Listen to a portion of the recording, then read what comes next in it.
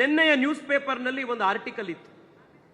ಕಳೆದ 10 ವರ್ಷದಲ್ಲಿ ಈ ದೇಶ ಡೈರೆಕ್ಟ್ ಬೆನಿಫಿಟ್ ಟ್ರಾನ್ಸ್ಫರ್ನ ಮೂಲಕ $3.2 ಟ್ರಿಲಿಯನ್ ಗಳಷ್ಟು ಹಣವನ್ನು ದೇಶ ಉಳಿತಾಯ ಮಾಡಿದೆ ಅಂತ. 2 ಲಕ್ಷ ಕೋಟಿ ರೂಪಾಯಿ ಕಳೀತಾ ಇದ್ದಂತ ಸರ್ಕಾರ ಎಲ್ಲಿ $3.2 ಟ್ರಿಲಿಯನ್ ರುಪೀಸ್ನ ಪ್ರತಿ ವರ್ಷ ಉಳಿಸ್ತಾ ಇರುವಂತ ನರೇಂದ್ರ ಮೋದಿ ಸರ್ಕಾರ ಎಲ್ಲಿ? ಈ ಕಾರಣಕ್ಕೋಸ್ಕರ ಬೆಂಗಳೂರಿನ ಜನ, ದೇಶದ ಜನ ಮತ್ತೆ ನರೇಂದ್ರ ಮೋದಿ ಅವರನ್ನ ದೇಶದ ಪ್ರಧಾನಿಯನ್ನಾಗಿ ಮಾಡಲಿಕ್ಕೆ ಕಾಯ್ತಾ ಇದ್ದಾರೆ. ಆತ್ಮೀಯ ಕಾರ್ಯಕರ್ತ ಬಂಧುಗಳೇ, ನಿಮಗಿದು ನೆನಪಿದೆ, 10 ವರ್ಷದ ಹಿಂದೆ ನಮ್ದು ಯಾವುದೇ ಹಬ್ಬಗಳು ಬರಲಿ, ದೀಪಾವಳಿ ಇರಲಿ, ಯುಗಾದಿ ಇರಲಿ, ಮತ್ತೊಂದಿರಲಿ, ಮುಂಬೈ, ಬೆಂಗಳೂರು, ಕೊಯಮತ್ತೂರು, ಗೌಹಾಟಿ, ಅಹಮದಾಬಾದ್, ಡೆಲ್ಲಿ, ಗೌಹಾಟಿ, ಹೀಗೆ ಎಷ್ಟೋ ದೇಶದ ಭಾಗಗಳಲ್ಲಿ ಟೆರರಿಸ್ಟ್ ಅಟ್ಯಾಕ್ಗಳು ನಡೀತಾ ಇತ್ತು. ಅಮಾಯಕರು ಜೀವ ಕಳ್ಕೊಳ್ತಾ ಇದ್ರು. ಸಾಮಾನ್ಯ ಜನ ಬಸ್ನಲ್ಲಿ, ಟ್ರೈನ್ನಲ್ಲಿ, ಏರ್ಪೋರ್ಟ್ನಲ್ಲಿ, ಮತ್ತೊಂದು ಕಡೆ ಇನ್ನೊಂದು ಕಡೆ ಓಡಾಡ್ಲಿಕ್ಕೆ ಕಷ್ಟ ಆಗ್ತಾ ಇತ್ತು. ನಿಮ್ಮಲ್ಲಿ ಎಷ್ಟೋ ಜನಕ್ಕೆ ನೆನಪಿರುತ್ತೆ, ಅನೌನ್ಸ್ಮೆಂಟ್ಸ್ಗಳಾಗ್ತಿದ್ವು ಏರ್ಪೋರ್ಟ್ನಲ್ಲಿ, ರೈಲ್ವೆ ಸ್ಟೇಷನ್ನಲ್ಲಿ.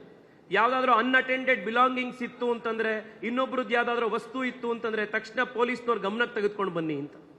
ಅಂದ್ರೆ ಭ್ರಷ್ಟಾಚಾರ ಆ ಮಟ್ಟಕ್ಕೆ, ಭಯೋತ್ಪಾದನೆ ಆ ಮಟ್ಟಕ್ಕೆ ದೇಶದಲ್ಲಿ ಎಲ್ಲ ಕಡೆ ಇದಾಗಿತ್ತು. Terrorist could strike where they wanted, when they wanted, they could strike at will. ಇದು ದೇಶದ ಆಂತರಿಕ ಸುರಕ್ಷತೆಯ ಒಂದು ಸ್ಥಿತಿಯಾಗಿತ್ತು.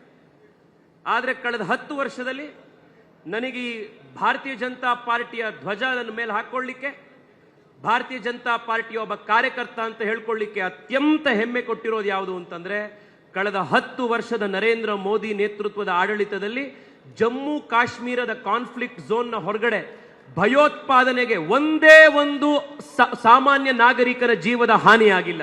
Not a single casualty outside of Jammu Kashmir. ಹಿಂದಿದ್ದಂತ ಸರ್ಕಾರಗಳು ಭಯೋತ್ಪಾದಕರು ಹೊರಗಡೆ ಇರೋರನ್ನ ಬಿಡಿ, ದೇಶದ ಒಳಗಡೆ ಇರುವಂತ ಭಯೋತ್ಪಾದಕರ ಮೇಲೇನೆ ದಾಳಿ ಮಾಡಲಿಕ್ಕೆ, ಅಟ್ಯಾಕ್ ಮಾಡಲಿಕ್ಕೆ ಹಿಂಜರಿತಾ ಇದ್ರು. ಎಲ್ಲಲ್ಲಿ ದಾಳಿ ಮಾಡಿದ್ರೆ ಪಕ್ಕದಲ್ಲಿರುವಂತ ಇವರು ವೋಟ್ ಬ್ಯಾಂಕಿಗೆ ಸಮಸ್ಯೆ ಆಗತ್ತೋ ಅಂತ. ಆದರೆ ಕಳೆದ 10 ವರ್ಷದ ನರೇಂದ್ರ ಮೋದಿ ಸರ್ಕಾರ ದೇಶದ ಒಳಗಿನ ಭಯೋತ್ಪಾದಕರನ್ನಷ್ಟೇ ಅಲ್ಲ, ಪಾಕಿಸ್ತಾನದ ಗಡಿ ಒಳಗೆ ನುಗ್ಗಿ ಸರ್ಜಿಕಲ್ ಸ್ಟ್ರೈಕ್ಗಳನ್ನು ಮಾಡಿ ಅಲ್ಲೂ ಕೂಡ ಟೆರರಿಸ್ಟ್ ಕ್ಯಾಂಪ್ಗಳನ್ನು ನ್ಯೂಟ್ರಲೈಸ್ ಮಾಡುವಂತ ತಾಕತ್ತನ್ನ ಫಸ್ಟ್ ಟೈಮ್ ದೇಶದ ಇತಿಹಾಸದಲ್ಲಿ ತೋರಿಸಿದೆ ನರೇಂದ್ರ ಮೋದಿ ಸರ್ಕಾರದಲ್ಲಿ ತೋರಿಸಿರುವಂಥದ್ದು. ದೇಶದ ಆರ್ಥಿಕತೆ 10 ವರ್ಷದ ಹಿಂದೆ ಭಾರತ ವಿಶ್ವದ 5 ಅತ್ಯಂತ ವೀಕ್ ಇಕಾನಮಿಗಳಲ್ಲಿ ಒಂದಾಗಿತ್ತು. ಫ್ರೆಜೈಲ್ 5 ಅಂತ ನಮ್ಮನ್ನು ಕರೀತಾ ಇದ್ರು. ವಿಶ್ವದಲ್ಲೇ ಅತಿ ಹಿಂದುಳಿದಂತ ಆರ್ಥಿಕತೆಗಳಲ್ಲಿ, ವೀಕ್ ಆಗಿರುವಂತ ಆರ್ಥಿಕತೆಗಳಲ್ಲಿ ಭಾರತ ಒಂದು ಅಂತ ಪರಿಗಣಿಸ್ತಾ ಇದ್ರು. ನಾವು 12ನೇ ಸ್ಥಾನದಲ್ಲಿದ್ವಿ in terms of our size of economy. ಆದರೆ ಇವತ್ತು 10 ವರ್ಷದಲ್ಲಿ from fragile 5 we are now amongst the top 5. ವಿಶ್ವದ 5ನೇ ಅತಿ ದೊಡ್ಡ ಆರ್ಥಿಕ ಶಕ್ತಿಯಾಗಿ ಹೊರಹೊಮ್ಮಿದ್ದೇವೆ. ನರೇಂದ್ರ ಮೋದಿ ಅವರ 3ನೇ ಅವಧಿಯಲ್ಲಿ ವಿಶ್ವದ 3ನೇ ಆರ್ಥಿಕ ಶಕ್ತಿಯಾಗಿ ಭಾರತ ಹೊರಹೊಮ್ಮತ್ತೆ. ಇಡೀ ವಿಶ್ವಕ್ಕೆ ಹೊಸ ಶಕ್ತಿಯನ್ನು ಕೊಡುವಂತಹ ತಾಕತ್ ಭಾರತಕ್ಕೆ ಬರುತ್ತೆ. ಈ ವಿಶ್ವದ ಆರ್ಥಿಕ ರೇಸ್ನಲ್ಲಿ 12ನೇ ಸ್ಥಾನದಿಂದ 5ನೇ ಸ್ಥಾನಕ್ಕೆ ನಾವು ಬರುವಂತಹ ಸಂದರ್ಭದಲ್ಲಿ ದೇಶದ ಬಡ ಜನರ ಕಲ್ಯಾಣದ ಕೆಲಸ ನಮ್ಮಲ್ಲಿ ಬಹಳ ದೊಡ್ಡ ಮಟ್ಟಕ್ಕಾಯಿತು. ಹೇಗೆ? ನಿಮಗೆ ಆಶ್ಚರ್ಯ ಆಗತ್ತೆ, ಸ್ವಾತಂತ್ರ್ಯ ಬರೋದಕ್ಕೆ ಬಂದಾದ ನಂತರ ಮತ್ತೆ ನರೇಂದ್ರ ಮೋದಿ ಅವರು ಪ್ರಧಾನಮಂತ್ರಿ ಆಗೋದಕ್ಕಿಂತ ಮುಂಚೆ ಸ್ನೇಹಿತರೆ, ದೇಶದ ಬಡ ಜನರ ಹತ್ರ ಒಂದೇ ಒಂದು ಬ್ಯಾಂಕ್ ಅಕೌಂಟ್ ಕೂಡ ಇರಲಿಲ್ಲ. ನರೇಂದ್ರ ಮೋದಿ ಅವರು ಜನಧನ್ ಅಕೌಂಟ್ನ ಶುರು ಮಾಡಿದ ಮೇಲೆ ಕಳೆದ 10 ವರ್ಷದಲ್ಲಿ 52 ಕೋಟಿ ಜನ ಬಡವರು ಫಸ್ಟ್ ಟೈಮ್ ಬ್ಯಾಂಕ್ ಅಕೌಂಟ್ ನ ಈ ದೇಶದಲ್ಲಿ ಓಪನ್ ಮಾಡಿದ್ದಾರೆ. ಕೇವಲ ನಮ್ಮ ಬೆಂಗಳೂರು ದಕ್ಷಿಣ ಲೋಕಸಭಾ ಕ್ಷೇತ್ರದಲ್ಲಿ ಆಯುಷ್ಮಾನ್ ಭಾರತ್ ಯೋಜನೆ ಅಡಿಯಲ್ಲಿ